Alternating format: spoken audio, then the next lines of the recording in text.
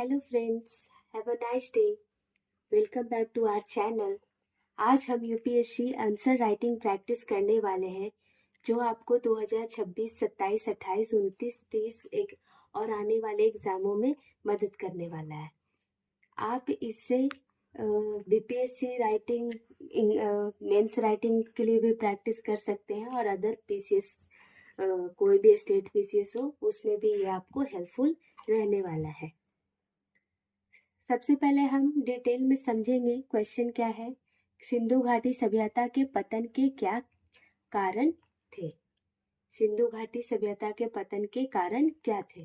तो हम सभी जानते हैं, जिस सभ्यता ने विश्व को नगर योजना, जल प्रबंधन और व्यापार का पाठ पढ़ाया, वही सिंधु घाटी सभ्यता समय के साथ इतिहास के पन्नों में सिमट गई।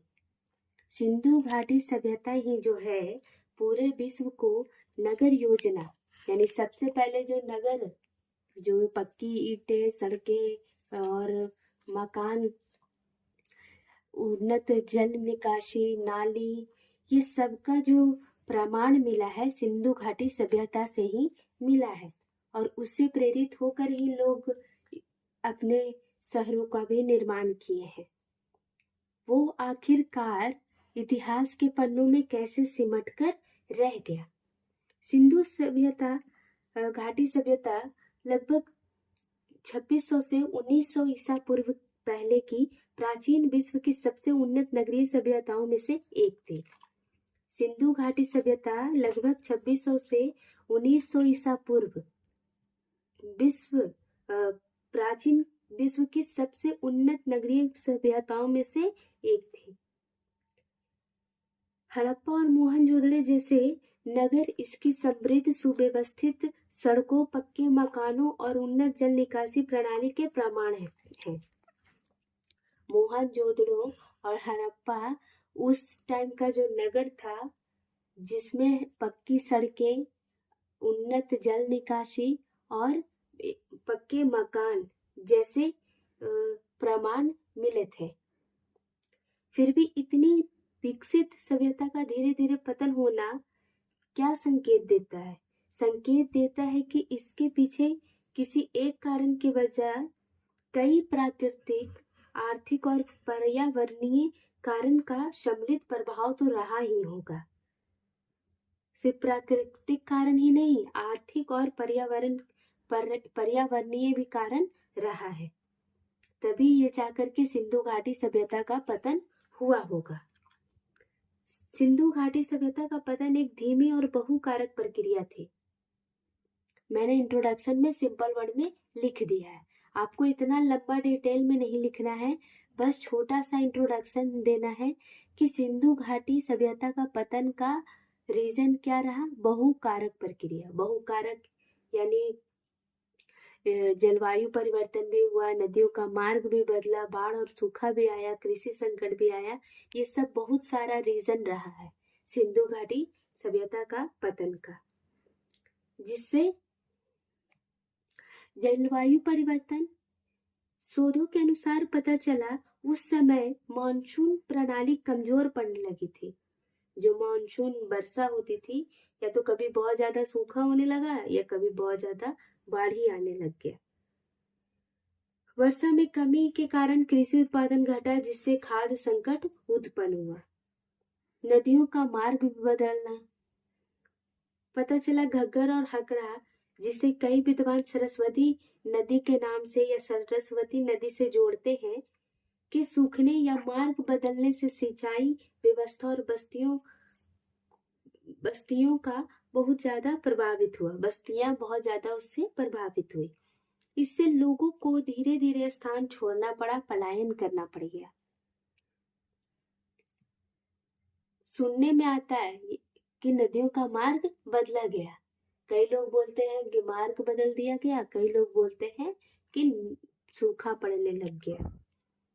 रीजन जो भी रहा, नतीजा ये हुआ कि लोग बस्तियां छोड़कर कहीं और बसने लग गए और सिंधु घाटी सभ्यता का पतन का कारण बन गया। बाढ़ और सूखा, कुछ क्षेत्रों में बार बार बाढ़ आ रहा था जैसे मोहनजोदड़ो, और कुछ क्षेत्रों में लंबे समय तक सूखा की स्थिति बना रहा, जिससे नगरों की स्थितियां टूट गई और लोग पलायन करने लग गए। कृषि संकट भी रीजन रहा। जलवायु परिवर्तन और नदियों के सूखने से कृषि पर सीधा सा प्रभाव पड़ना था। कृषि पर प्रभाव पड़ा तो उत्पादन सही से नहीं होने लगा।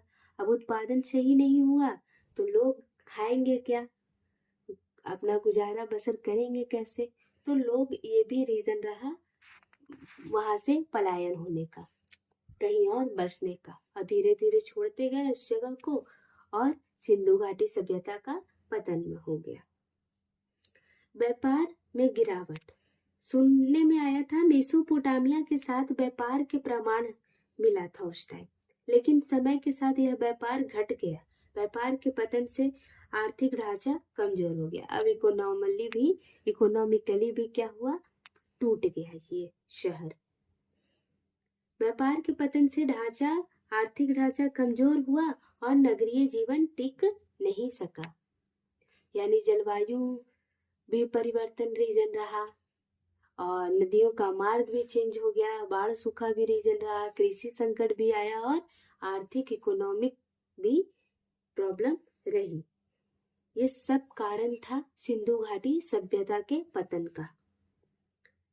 करंटली हम देखें आज के समय में क्लाइमेट चेंज और नदियों के सूखने जैसे सरस्वती नदी जल संकट, भूमिगत जल का गिरता स्तर की समस्याएं हमें यह समझने में मदद करती है कि पर्यावरणीय संतुलन किस प्रकार समृद्ध सभ्यताओं को भी प्रभावित कर सकता है। इससे सिंधु घाटी सभ्यता के पतन को आधुनिक संदर्भ में बेहतर ढंग से जोड़ा जा सकता है। आज के भी समय में क्लाइमेट चेंजेस होती है, नदियां सूख रही है, जैसे सरस्वती नदी, जल संकट का ये रीजन हो जाता है।